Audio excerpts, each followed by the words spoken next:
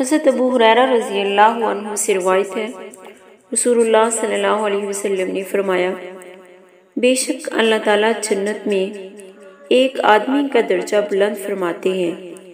تو وہ دریافت کرتا ہے، اے میری رب،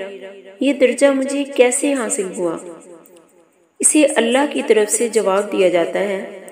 تیرے لیے تیرے بیٹے کے استغفار کرنے کی وجہ سے حاصل ہوا ہے۔ اس حدیث سے معلوم ہوا کہ نیک اولاد جو والدین کی وفات کے بعد ان کے لیے استغفار کرتی ہے، والدین کی نیکیوں میں مزید اضافہ اور درجات بلند ہو جاتے ہیں۔ یہ خیال رہے کہ وہی اولاد والدین کے لیے استغفار اور دیگر اعمال صالح کے ذریعے نجات کا باعث بنتی ہے، جس کی تربیت والدین نے اپنی زندگی میں کی ہو، جسے دین سکھایا ہو، جسے اسلامی تعلیمات پر عمل کرنے کی عادت ڈالی ہو۔ لیکن اگر اولاد کو زندگی میں دین سے دور رکھا ہو، اسے کسی برے کام سے نہ روکا ہو، اسے فحش ڈراموں، فلموں کے دیکھنے اور سننے سے منع نہ کیا ہو،